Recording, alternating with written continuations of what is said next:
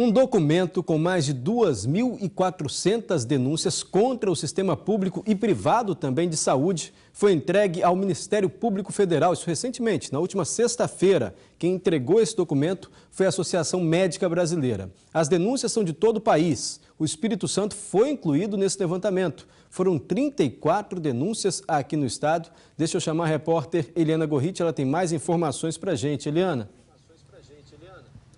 Pois é, Mário, esse documento começou, essa página na internet começou a funcionar em abril, então são um pouco mais de 2 meses. E eu estou conversando aqui com o senhor Carlos Magno Dalla Piccola, ele é presidente da Associação Médica do Espírito Santo e disse que já passou de 2.500 denúncias.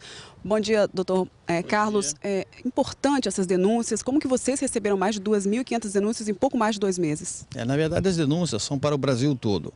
E é importante que essas denúncias, elas espelham não só o atendimento público, mas também o atendimento nos hospitais ou clínicas privadas.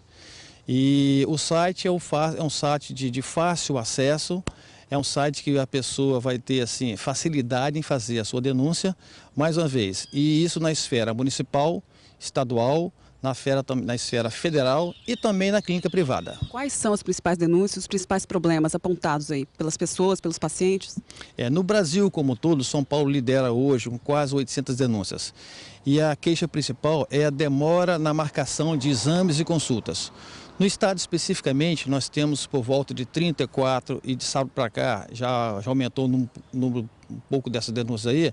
Nós temos denúncias de espera de atendimento, principalmente, e também aquelas de falta de materiais e falta de alguns exames, de marcação de exames, na demora, na verdade, marcação dos exames. O senhor acredita que reflete a realidade do nosso país, do nosso estado?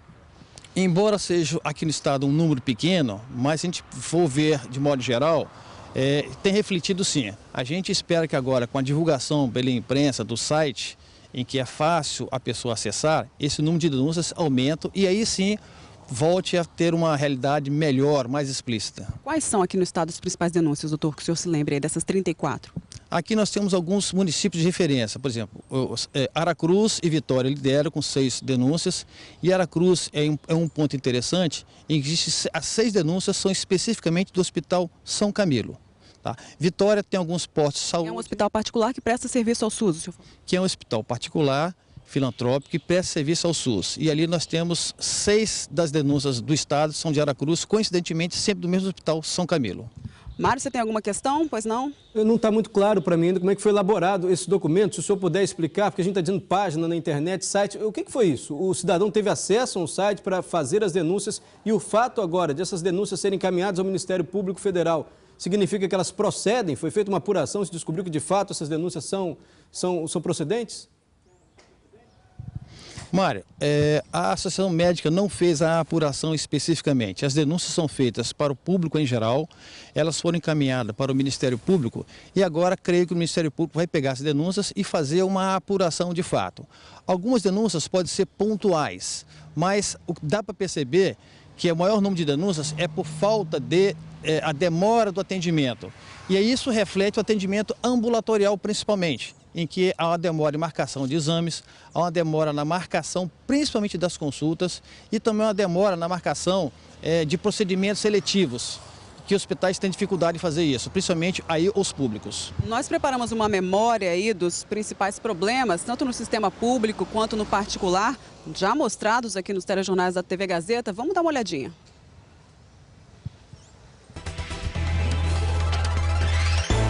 As fotos mostram pacientes sendo medicados na recepção do Hospital Infantil de Vitória. Alguns estão sentados nas cadeiras, onde deveriam apenas esperar pelo atendimento. Em outra sala, há um buraco no teto. Na enfermaria, há infiltração e mofo. Cenas flagradas no último dia 21 pelos fiscais do Conselho Regional de Medicina. Crianças que estão sendo atendidas e tendo medicada na área de espera. Quando soro, para nebulização, isso é inadmissível. Douglas viu nascer hoje o primeiro filho. A emoção de ser pai se misturou com a aflição no atendimento que recebeu nesse hospital particular em Vitória. Assim que chegaram ao hospital, Gláucia foi examinada por uma médica que estava no plantão. A médica disse que não havia dilatação suficiente para realizar o parto e que Gláucia precisaria esperar. Ela esperou sentindo dores até hoje de manhã. foi examinada por outra médica que disse que ainda não havia dilatação e que Gláucia precisaria de uma cesárea. Só que não havia vagas para a cirurgia. Mais uma vez, era preciso esperar. De acordo com Douglas, esse diagnóstico foi feito às 8 horas da manhã. E logo em seguida, veio a surpresa. Quando foi 9h05, o meu filho nasceu nos meus braços. Eu fiquei sem saber o que fazer, aí minha esposa gritando, a enfermeira chegou, me ajudou, levantou o neném, e aí chegou o pessoal da pediatria para cortar o cordão umbilical, depois que essa plantonista chegou de plantão, chegou depois. O pai fez uma carta contando tudo o que aconteceu e já entregou para a direção do hospital. Doutor, basicamente um resumo dos problemas apontados nesse documento, né? Falta de medicamentos, de materiais, de leitos. Isso aí reflete a nossa realidade, né? Ainda reflete a nossa realidade. Talvez a estatística hoje apresentada de demora de marcação, a maioria das queixas seja referente aos atendimentos ambulatoriais. No caso, o exemplo aí foi um atendimento cirúrgico, mas também as cirurgias eletivas estão, assim, às vezes com dificuldade de marcação, mas principalmente a demora em relação à marcação de consultas e atendimento ambulatorial. Pois não, Mário?